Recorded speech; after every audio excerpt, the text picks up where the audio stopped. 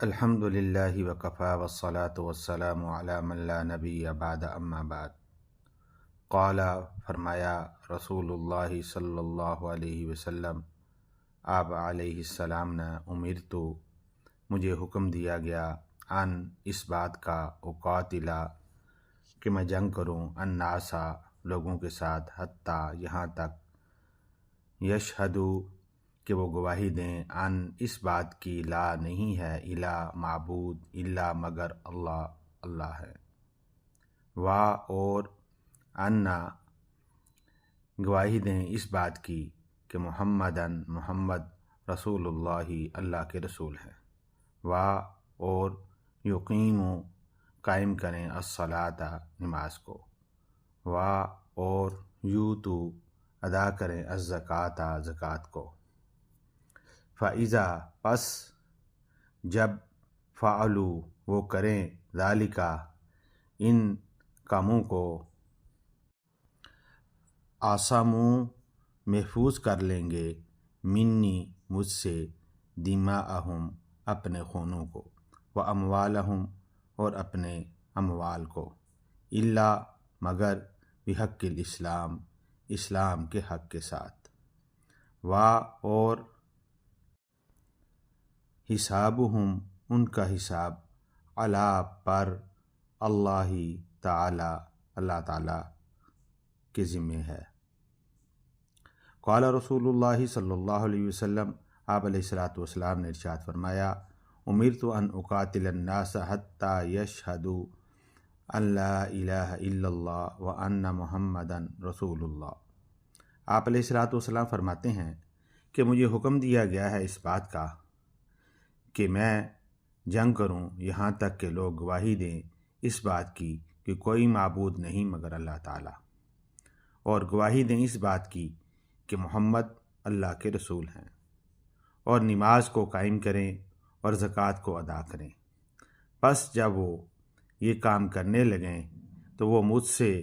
اپنے خون اور اپنے اموال کو محفوظ کر لیں گے، سوائے اسلام کے حق کے، اور اس کا ذمہ اللہ تعالیٰ پر ہے۔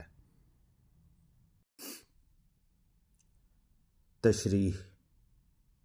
اس حدیث مبارکہ کا موضوع اسلام کو قبول کرنا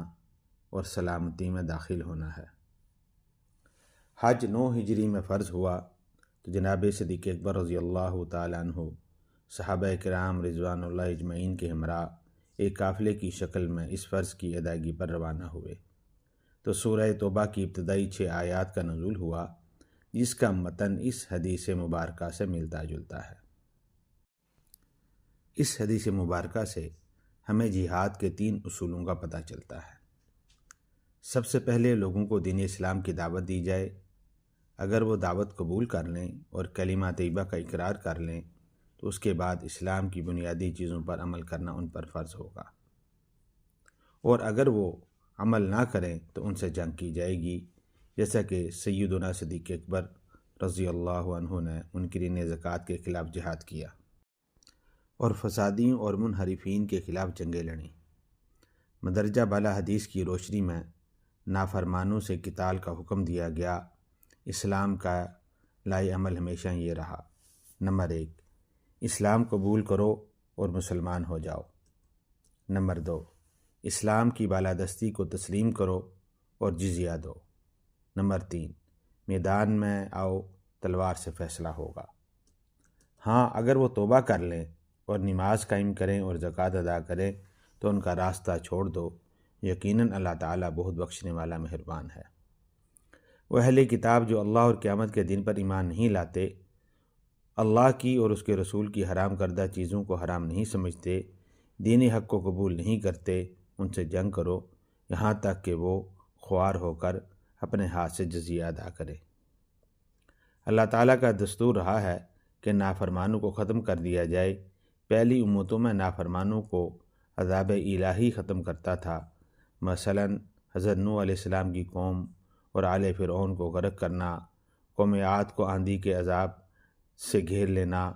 قوم سمود اور اہل مدین کو جنگاڑنے سے فنا کر دینا، قارون کو اللہ رب العزت نے زمین میں دسا دیا،